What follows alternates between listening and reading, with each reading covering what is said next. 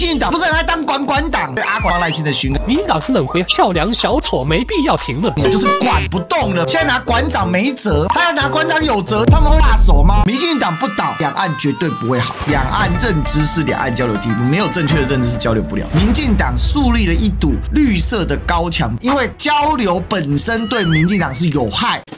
Ladies and gentlemen, welcome the host.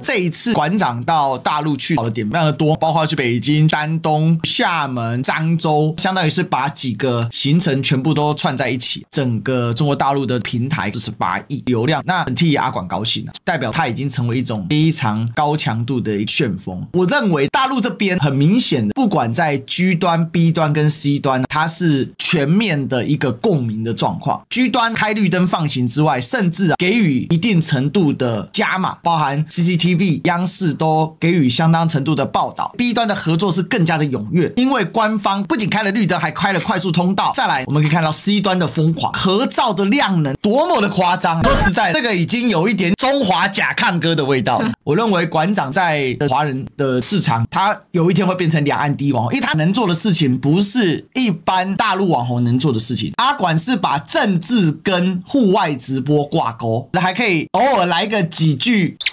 一般的網紅他必須要很強的風險控管，全程直播這種東西，其實在大陸一般網紅他是不太能夠接受的，因為這樣子的曝險太高了。在大陸的定義來說，阿管絕對不是一般的網紅，他是有絕對的價值，還有他的人設是非常特別的。廈門習近平待了7年，所以其實廈門是一個很重要的一個象徵性的城市，就是他在廈門玩得特別的盡興，這代表綠燈開的權限有點大，不是一般的什麼台辦決策，所以這個是一個 G 端、B 端、C 端三者聯合共振，再加兩岸串在一起的一個現象級的狀況，所以這個堅實的底盤會是接下來阿管在大陸做這種文旅直播，他大概是獨一檔的存在，而且他走到每個地方，各部門是全力配合來協助。還有他去的是北京，看的是升旗典禮啊，不是一般的啊。而且阿管確實也在這裡面走到了一個最前沿的角度，在今天。阿管，你能說他不是統派嗎？但當你想要統派的時候，你好像也不會想到阿管，因為他過去的色彩。老實講，阿管的全速前進，可以說是在2025年末對於國台辦，甚至對於整個大陸針對台灣的工作來說，最大的亮點，因為他成功爭取到阿管的支持。那這個支持對阿管來講，他是發自內心的，因為他實際去看了，在這一局裡面，民進黨已經真的是嚇壞了。而且最重要的重點是，阿管主要都在 YouTube 上直播，旁邊的路人粉絲是拿着手機看着他的直播來找他。不是說大陸沒有辦法使用 YouTube， 翻牆會被抓去關，結果大家都開着 YT 直播在找阿管。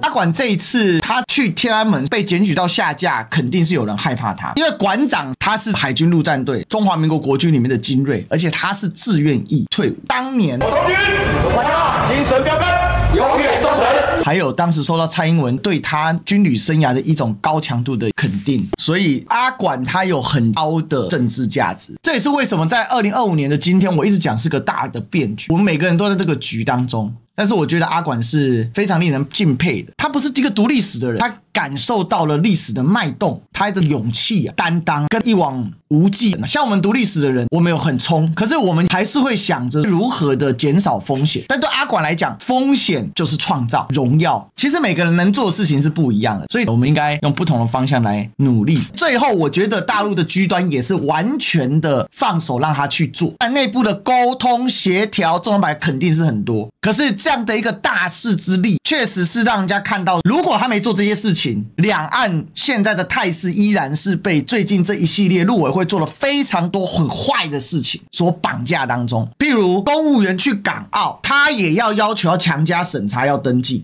還有賴清德3月時提出17項國防安全策略，清查違規中國涉及或持有相關身份證件人，確定有50名國人遭到除籍，當中包含3名知名人士：跆拳道銅牌選手李東憲、台東籍教師張立奇、泉州台青創業園區總負責人林金城。林金城就是八囧紀錄片當中那一個通緝犯，這個人早就該除籍了，民進黨拖到現在才幹，所以代表這是一場徹底的政治秀。所以陸委會就是個垃圾單位，想盡辦法在攻擊兩岸，非常的可惡。結果搞了老半天，他卻被阿管的大陸行給沖散，所以民進黨這一次對阿管他一定是恨之入骨。可是，一時三刻啊，他拿阿管沒有辦法。更重要的是，賴清德抓我只好去他的祖先上香，結果發現他是紅三代，因為毛主席有寫信給他們家族包養他，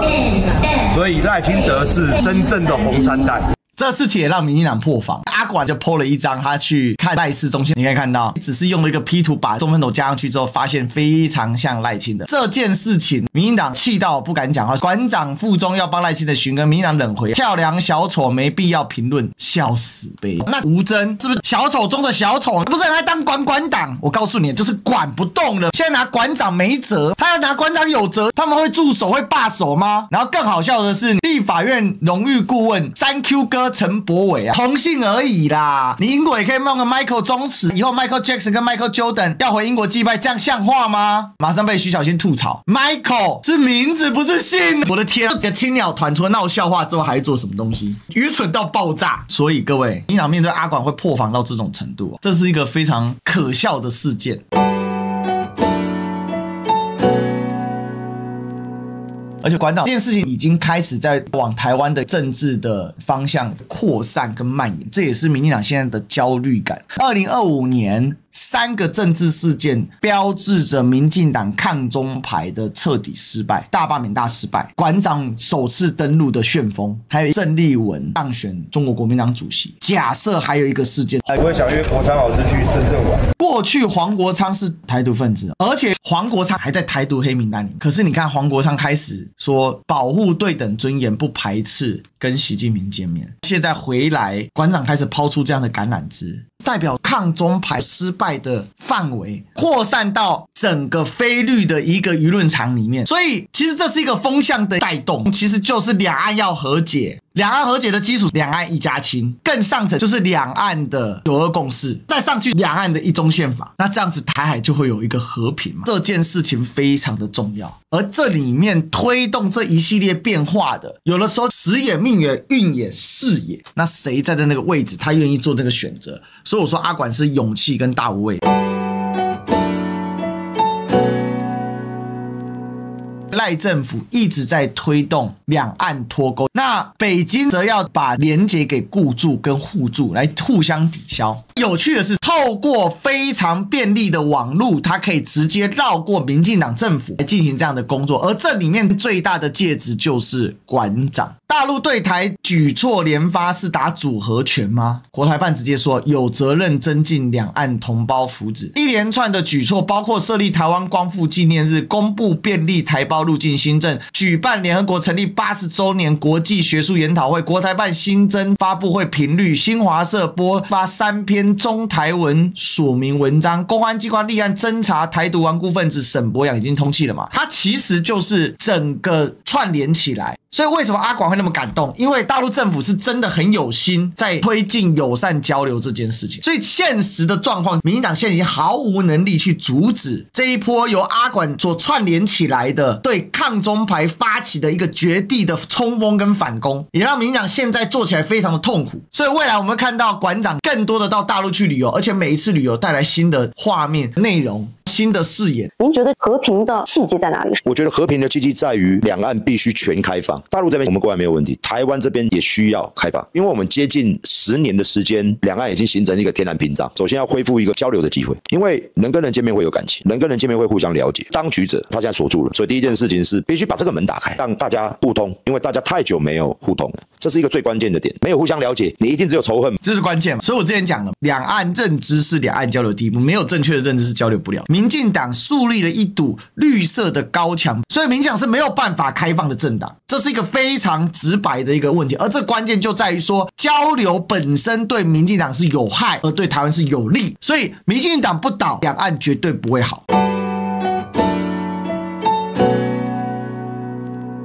從國際地緣政治角度來解析這件事情，其實就是大陸現在更加的發力。你有沒有發現，阿管針對兩岸議題的高強度發揮，除了一開始的北京之後，後面主要集中到了廈門跟漳州，因為 APEC 已經辦完，中美元首峰會、習川會已經開完了，所以大陸現在是更放心的對台灣進行推進兩岸相向而行的工作，也就是把兩岸一家親落實到實處去。如果美國還是非常強勢強硬，大陸做這些動作必然會在中美談判裡面，它有受到一些阻卻。可是問題就是，美國在這一次的中美會談裡面，不但沒有撈到什麼好處，基本上是實際的承認了中國作為世界唯二可以跟美國對視的最強者身份，也就是 G2。在這個格局之下，阿管之行就整個就順暢開來了。